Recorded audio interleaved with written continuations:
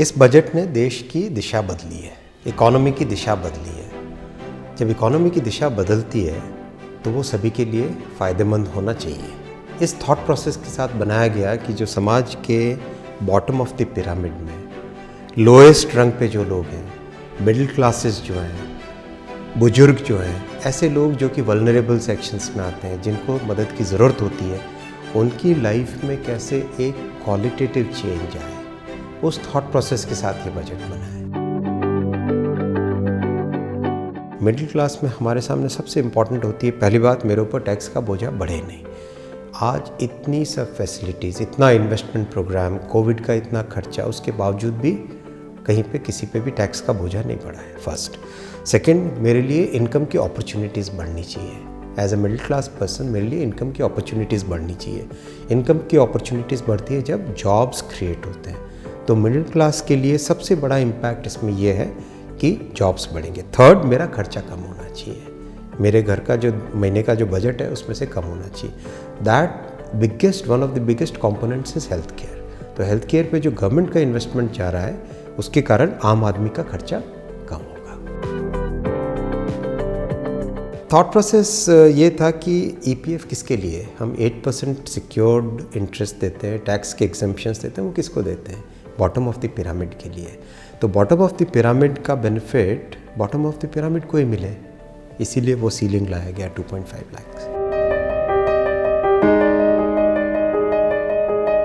जब भी monetary policy का डिसीजन लिया जाता है, ग्रोथ को स्पर करने के लिए हम इंटरेस्ट रेट को कम करते हैं, उसका सबसे पहला इम्पैक्ट पड़ता है सीनियर सिटीजन्स, बिकॉज उनके लिए interest income is the only significant income. इसीलिए रिजर्व बैंक ऑफ इंडिया ने अपनी एमपीसी स्टेटमेंट में भी अनाउंस किया है रिटेल डायरेक्ट। रिटेल डायरेक्ट में कॉन्सेप्ट है कि गवर्नमेंट की जो सिक्योरिटीज़ है, which are absolutely secure, right, बहुत अच्छी उसकी रेटिंग होती है, बहुत सिक्योर है, उसमें रिटेल इन्वेस्टर्स भी इन्वेस्ट कर सके। अभी वो स्कीम रोल आउट होगी धीरे धीरे। थॉट प्रोसेस ये है कि सीनियर सिटीजन्स के पास एक सिक्योर इनकम का सोर्स बना रहे।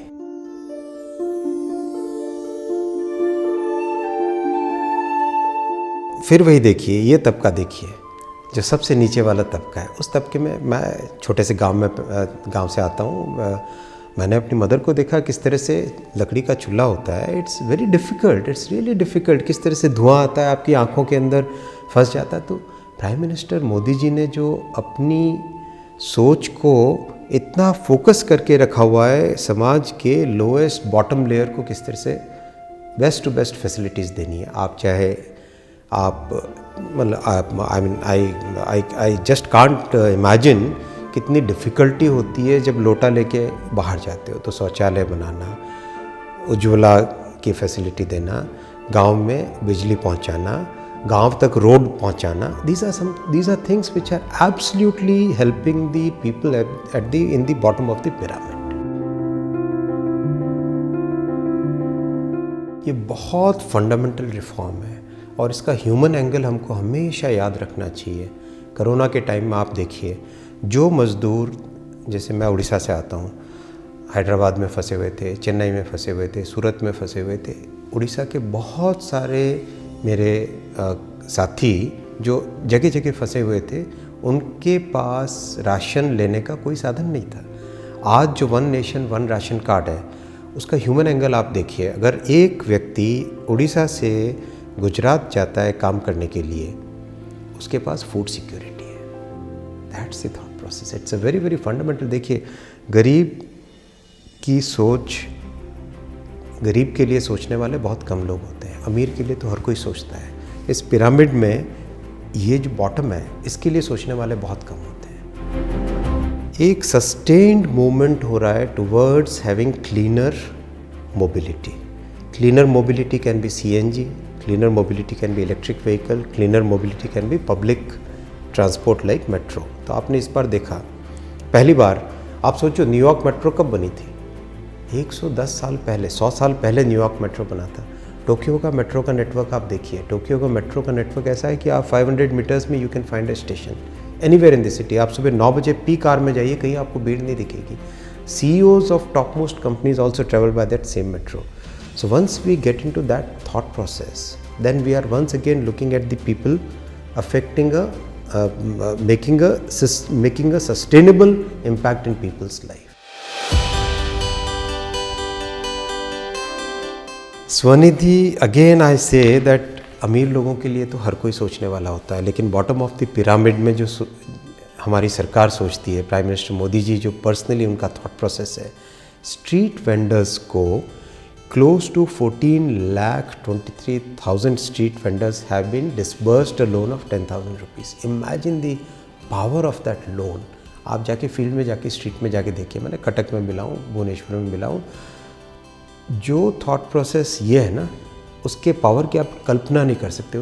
आप उस लेवल पे व्यक्ति का entire capital is 3,000 rupees, 4,000 rupees का कैपिटल में वो रोटेशन हो रहा है।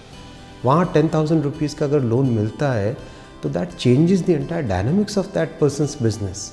वो थॉट प्रोसेस जो गया है ना, that's what give me satisfaction.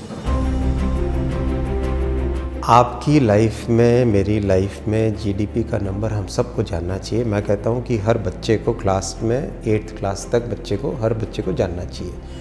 एकदम सरल भाषा में समझिए, इकोनॉमी ही एक रेल की तरह, ट्रेन की तरह, उस ट्रेन के 4 इंजन से 1, 2, 3, 4। जीडीपी इन चारों इंजन का जितना पावर है उसका प्लस है, उसका टोटल है, उसका सम है। तो पहला इंजन है कंजम्पशन, दूसरा इंजन है इन्वेस्टमेंट, तीसरा इंजन है गवर्नमेंट का एक्सपेंडिचर, चौथा है नेट एक्सपोर्ट्स। ये 4 इंजन्स हैं। इन चारों इंजन्स का जो टोटल होता है वो जीडीपी होती है। क्यों हमारे लिए इम्पॉर्टेंट है? इन चारों के चारों इंजन्स की पावर अगर क्षमता बनी रहेगी, पावर बना रहेगा तो ट्रेन चलेगी, नहीं तो ट्रेन चलेगी नहीं। जब ट्रेन नहीं चलेगी तो हम कहाँ पहुँचेंगे? हमारे पास रोज़गार के साधन कहाँ से आएंगे? एम्प्लॉयमेंट की इलास्टिसिटी, यानी अगर जीडीपी बढ़ी तो एम्प्लॉयमेंट बढ़ता है, जीडीपी कम हुई तो एम्प्लॉयमेंट कम होता है। एम्प्लॉयमेंट की इलास्टिसिटी जो कि हम, आप और मेरे लिए, दोनों के लिए हमेशा, हर नागरिक के लिए हमेशा सबसे इम्पॉर्टेंट होता है कि रोज़गार के साधन है कि नहीं। इसीलिए ग्रोथ, जीडीपी में ग्रोथ को हमको सबको समझना ज़रूरी है। ये पहला जीडीपी वाला पॉइंट था। दूसरा होता है फिस्कल डेफिसिट। सीधी सी बात है, फिस्कल डेफिसिट का मतलब कि आपकी इनकम और एक्सपेंडिचर के बीच में मोटा मोटी जो गैप है उसको फिस्कल डेफिसिट कहते हैं। जब भी कोई इकोनॉमी में, चाहे कंपनी हो, चाहे हाउस होल्ड हो, चाहे गवर्नमेंट हो, जब भी इन्वेस्टमेंट करना होता है, इन्वेस्टमेंट के लिए कैपिटल चाहिए होता है। कैपिटल कहाँ से आता है? एक तो आपने जो इनकम की, जो आपने पैसा बचाया उस इनकम से, उसकी सेविंग से आता है। दूसरा, आपने कहीं से बोरो किया। तो फिस्कल डेफिसिट इज़, अगर आई am not getting into the technical jargon, basically आपने जो बोरो किया वो आपका फिस्कल डेफिसिट है, मोटा मोटी, राइट। तो फिस्कल डेफिसिट का इसमें इतना सा मीनिंग है कि क्या हम वो रिस्क लेने के लिए तैयार है जिस रिस्क से हमारी ये जीडीपी की ट्रेन तेज़ी से चलने लगेगी। तो that is fiscal deficit. What government is done in this budget is, उन्होंने रिस्क ली है, बोल्डनेस दिखाई है, आगे बढ़ने की इच्छा शक्ति दिखाई है, और उस आगे बढ़ने की इच्छा शक्ति का क्वालिटी पे बहुत फोकस रखा है। कैसे क्वालिटी पे फोकस रखा है? कई देश ऐसे हैं जिन्होंने फिस्कल डेफिसिट यानी बोरोइंग करके उसको वेस्ट कर दिया, कंजम्पशन में डाल दिया, ऐसे ही खर्च कर दिया। लेकिन इस गवर्नमेंट ने बहुत clearly short term, mid term और लॉन्ग टर्म, तीनों के तीनों पॉइंट्स पे फोकस करके, जिससे कि देश को कभी बोझे में नहीं पड़ना है। वैसे next generation should not be paying for my dates.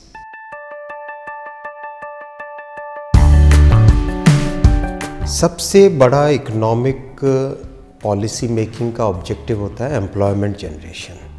इस बजट ने एक स्कीम, एक थॉट प्रोसेस के पीछे एम्प्लॉयमेंट जनरेशन है। इसीलिए मैंने कहा कि middle classes, bottom of the pyramid, उनके लिए बजट है, क्योंकि इसमें कंप्लीट थ्रस्ट एम्प्लॉयमेंट जनरेशन पे है। Employment generation not in the conventional sense, employment generation as a very balanced way, जिसमें इमीडिएट टर्म भी है, मिड टर्म भी है और लॉन्ग टर्म देश की एम्प्लॉयमेंट ग्रोथ होती रहे, वो सोच है। किसी को भी नौकरी कब मिलती है? नौकरी मिलती है जब नया इन्वेस्टमेंट आता है, नया एक रोड प्रोजेक्ट आता है, एक हाईवे प्रोजेक्ट आता है, एक टेलीकॉम का प्रोजेक्ट आता है, ट्रांसमिशन लाइन का प्रोजेक्ट आता है, या फिर फैक्ट्रियाँ बनती है, नई शॉप्स खुलती है, नए इस्टेब्लिशमेंट्स खुलते हैं। तो उसी जगह आप देखो, एक बिल्कुल कॉमन सेंस के पॉइंट ऑफ व्यू से देखना, एम्प्लॉयमेंट जनरेट तभी होता है जब नए प्रोजेक्ट्स आते हैं या नए फैक्ट्रीज बनती हैं। नए प्रोजेक्ट्स कैसे आएंगे? नए प्रोजेक्ट्स आएंगे जब डिमांड बढ़ेगी। डिमांड कैसे बढ़ेगी? डिमांड तब बढ़ेगी जब गवर्नमेंट की तरफ से इन्वेस्टमेंट की साइकिल चालू होगी। आज देश में प्राइवेट इन्वेस्टमेंट प्रैक्टिकली फैक्ट्रीज 65 से लेके 75-80% की कैपेसिटी तक चल रही है। उस लेवल पे कोई भी नया इन्वेस्टमेंट नहीं डालना चाहता है। तो नए इन्वेस्टमेंट की साइकिल को स्टार्ट करने के लिए गवर्नमेंट का इन्वेस्टमेंट आना बहुत ज़रूरी था। इसलिए आप देखेंगे कैपिटल एक्सपेंडिचर में 5.5 लाख करोड़ का इन्वेस्टमेंट होने वाला है इस साल, बजट में है। ये उस साइकिल को री इग्नाइट करेगा। मैं छोटा सा एक एग्जांपल देके आपसे बात करता हूँ। मुंबई से अहमदाबाद का हाई स्पीड रेल का प्रोजेक्ट, उसमें रफली about 1 lakh crore is in the civil and other construction work. 1 lakh crore का कंस्ट्रक्शन वर्क। लोग सोचते हैं कि यार इससे क्या मिलेगा, क्या नहीं मिलेगा। Imagine the day that project was finally given a go ahead, immediately all the construction companies उन्होंने अपनी प्लानिंग चालू कर ली। Steel companies, cement companies, cable companies, paint companies, there is a whole gamut of materials which go into a project. आप घर बनता है, घर के अंदर देखो फर्नीचर लगता है, टाइल्स लगती है, पेंट लगता है, वॉल्स ग्लासेस लगती हैं, राइट, डोर लगता है, डोर का नॉब होता है, चाबी होती है, right. There are hundreds of things which go into a project. So all these points, all these commodities और ऑल दीज आइटम्स, उनकी डिमांड आपके तुरंत चालू हो जाती है। बिकॉज एवरीबडी नोज़ कि ऐसा नहीं कि मैं आज चाहूँ और 10 मिलियन टन स्टील बना लूँगा, राइट। तो उसकी प्लानिंग चालू कर लेते हैं। तो डिमांड कहाँ से जनरेट होती है? Demand doesn't get generated when you go and actually buy something. It gets generated when you have decided that yes, ऐसा आने वाला है, ऐसी चीज़ होने वाली है, ये प्रोजेक्ट होने वाला है, उस दिन से डिमांड जनरेट होती है। तो जैसे ये प्रोजेक्ट सैंक्शन हुआ, ऑलरेडी ईपीसी कंपनीज उन्होंने हायरिंग का प्रोसेस चालू कर दिया। जब हायरिंग का प्रोसेस चालू हुआ, लोगों के पास जॉब के ऑफर्स आने लगे, correct. So that is the way it works. That is the way it works. It's the what you call virtuous cycle. 3 elements हैं एमएसएमई की। जब भी हम बात करते हैं 3 एलिमेंट्स अपने को सोचने चाहिए। पहला एलिमेंट है उनके लिए लिक्विडिटी।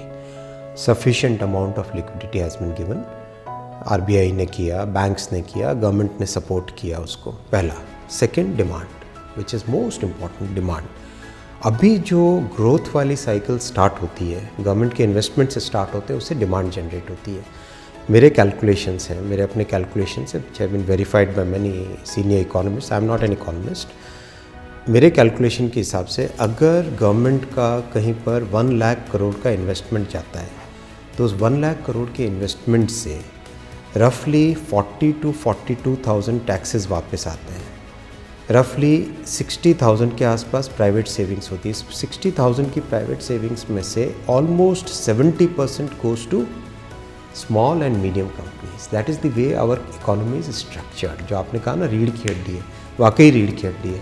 और उसको मजबूत करने के लिए सबसे इम्पॉर्टेंट है कि डिमांड की साइकिल जनरेट हो। और तीसरा होता है जितना हो सकते हैं उनके लिए रेगुलेशन को कम करना। तो रेगुलेशन को कम करने में already so many reforms have been announced. और अभी तीनों जो 4 लेबर कोड बने हैं, उसके कारण एमएसएमईज़ को बहुत बेनिफिट होगा। क्योंकि जो यूनियन और इन सब के जो थ्रेशोल्ड्स हैं, वो थ्रेशोल्ड्स थोड़े से बढ़ा दिए गए।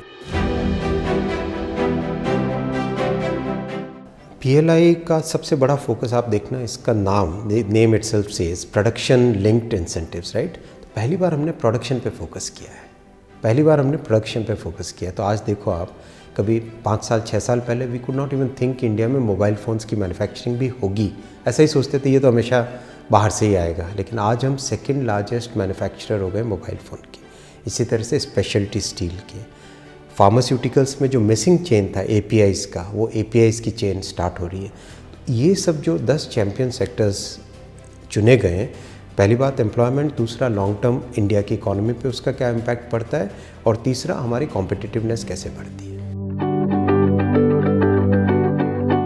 आज इंडिया टॉप 5 स्टार्टअप डेस्टिनेशंस में कन्वर्ट हुआ है, जबकि आज से 6 साल पहले, 7 साल पहले, 8 साल पहले सोचना भी मुश्किल होता था।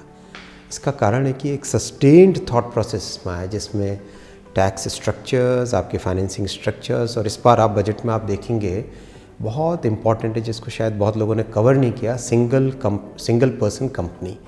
सिंगल पर्सन कंपनी का कॉन्सेप्ट कई ऐसी कंट्रीज़ में बहुत इफ़ेक्टिव है जहाँ पे स्टार्टअप, जैसे इजराइल को आज आप कहते हैं स्टार्टअप नेशन, आपके दिमाग में एक अच्छा बहुत बढ़िया सा आइडिया आता है। अगर आप जस्ट कन्वेंशनल रिजीम में रहते तो आपको कंपनी बनाने के लिए 50 काम करने पड़ते हैं। अब सिंगल पर्सन कंपनी का जो कॉन्सेप्ट आ रहा है, उसमें आप इमीडिएटली कंपनी बना के आप अपने कॉन्सेप्ट को एग्जीक्यूशन में ला सकते हो। तो इस तरह की जो इनोवेशंस हैं in the regulation, in the policy, those are the ones which are going to propel the startup system. See, अगर आप दुनिया के सारे देशों को देखें, कोविड के लिए रिएक्शन किस तरह का रहा। कई देशों ने, जिनके सिस्टम्स बहुत स्टैंडर्ड हैं, अच्छे हैं, उन्होंने सीधा साधा लोगों के हाथों में पैसा भेज दिया। मैं नाम नहीं लूँगा एक देश का, लेकिन उन्होंने पैसा भेजा, लोगों ने उससे आईफोन भी खरीदे। तो एक कंजम्पशन वाला फोकस रहा कई कंट्रीज़ का, और दूसरा फोकस रहा कई कंट्रीज़ का जिन्होंने सीधा साधा इंफ्रास्ट्रक्चर में पैसा डालना चालू किया। एक देश ऐसा भी है जो 8.5 लाख करोड़ का हाई स्पीड रेल प्रोग्राम लिया है, नाम नहीं लूँगा मैं। So that is the whole bandwidth of options before us. What we have done in this budget is, and even before this budget, we have taken a very balanced view. Short term में लोगों के हाथ में गरीब कल्याण योजना, लोगों के पास कोई भूखा ना रहे, कोई भूखा ना सोए, उसके लिए खाने की व्यवस्था।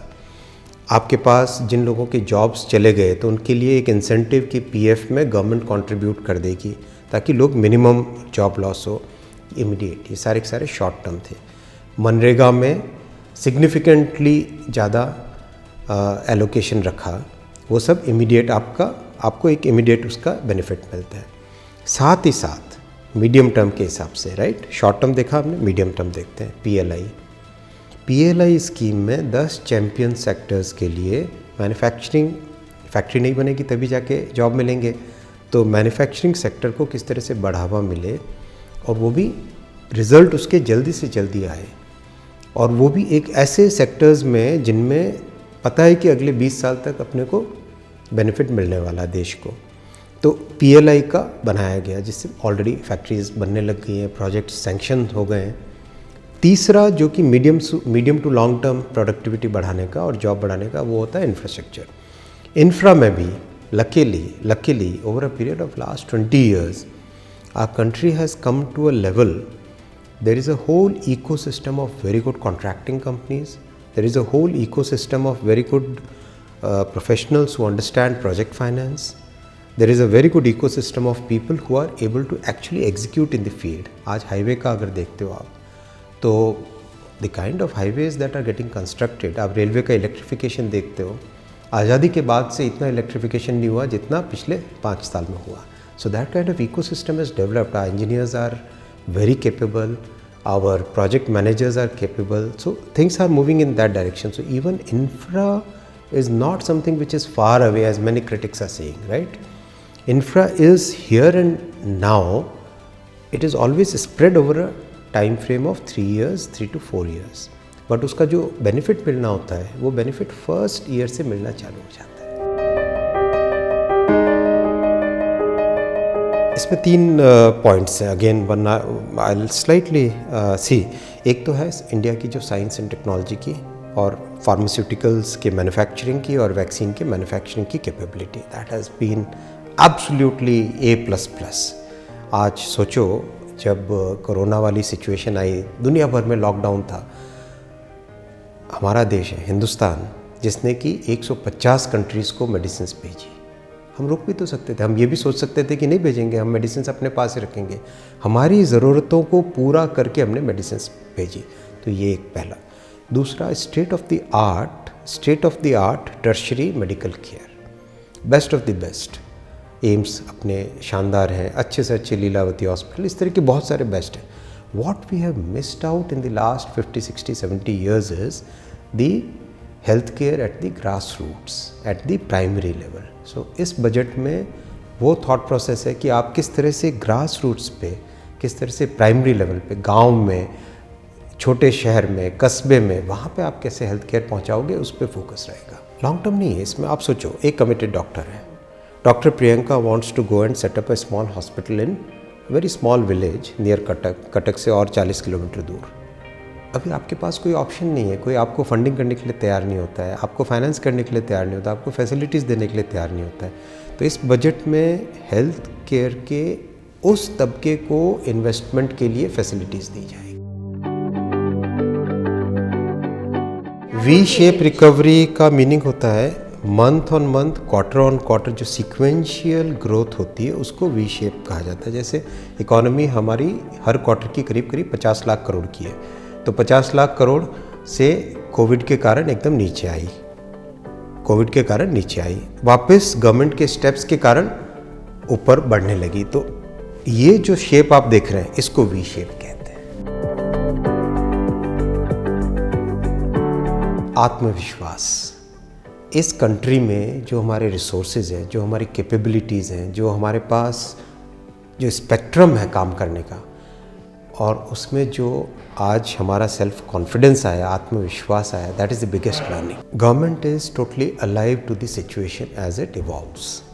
आपके चाहे कोरोना जैसी प्रॉब्लम हो, चाहे इकोनॉमी का अप या डाउन हो, इमीडिएट रिएक्शन उसका होना चाहिए, रिस्पॉन्स होना चाहिए। आप 1 साल तक वेट करो, इसके बजाय जैसे आप रिफॉर्म्स इन स्मॉलर मॉसल्स आते रहें तो देश के लिए फ़ायदा है।